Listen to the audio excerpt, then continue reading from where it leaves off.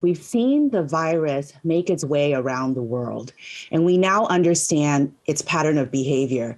But what we are seeing new is the number of mutations in the spike protein on this virus. What does that mean?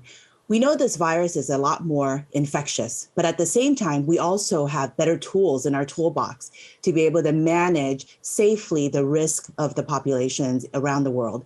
And that's the reason why we have seen this virus come to Asia, but been a bit slower in peaking. That doesn't mean it's not going to happen, but we have bought ourselves some time over the Christmas holidays, understanding and observing what's happening around the world, utilizing the tools we have through masking, vaccination, testing, and being able to think through what our plans can be so that the outbreak will be much better managed than the ones before it. So it's inevitable then that Omicron will eventually take hold and case numbers will skyrocket from there. When do you think the peak might be?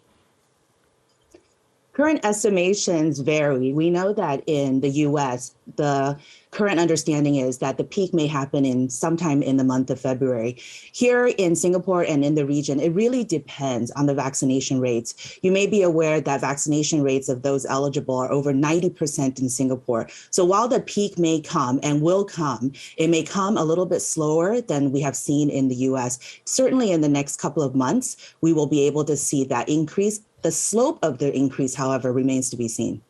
What unique challenges do Southeast Asian countries face compared to, say, Australia or the US?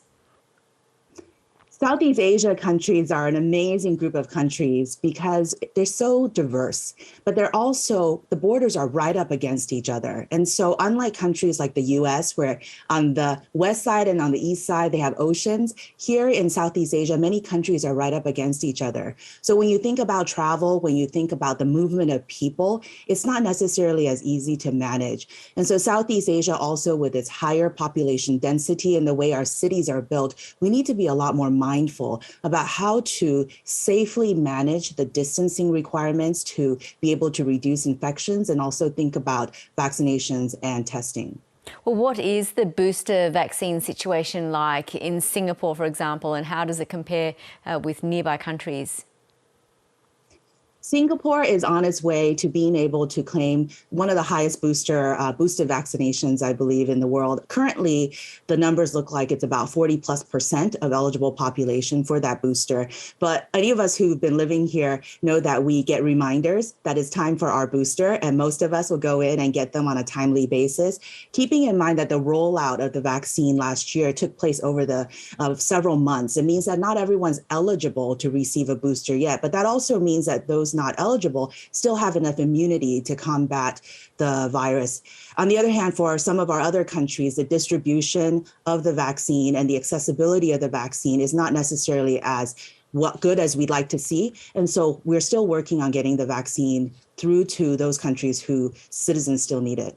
You talked earlier a bit about sharing borders. Are people able to travel freely now across Singapore and Malaysia, or what travel restrictions still apply? There are different types of travel that you can use, travel lanes that you can use to enter Singapore from Malaysia or from other countries around the world. There are 4 different categories that countries get placed into that determine how easy it is to be able to come into Singapore, from the concept of paperwork, the type of testing requirements there are. Definitely everyone needs to be vaccinated. I know you're going to get tired of me saying that, but vaccination is absolutely key when it comes to being able to travel freely. Now, from Malaysia to Singapore, there are requirements to be able to say X number of people can enter Singapore, and this is what they need to do when it comes to testing. And it changes over time depending on how common the disease is in the country that you're coming in from. But travel is possible. It just depends on what category of travel you belong to. And it is, we are able to go to other countries like the US and come back, which is incredibly important for commerce and also for familial ties.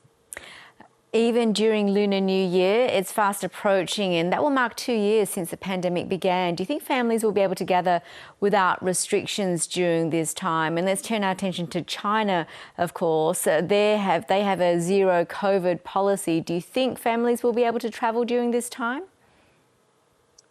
The situation in the different countries certainly will vary. China is a very large country in comparison to where I sit, which is Singapore. So in Singapore, we're able to still meet our family members. There are some restrictions, which I believe is understandable. Not everybody will like it, but we can still visit our families in small groups, 5 people at a time, vaccinated preferably. Test yourself before you go so that you know if you are infectious. And at the same time, if you feel that you need to, because they're high risk family members, wear your mask as often as you can. Dr. Lei, that's all we've got time for. Thanks so much for talking to us.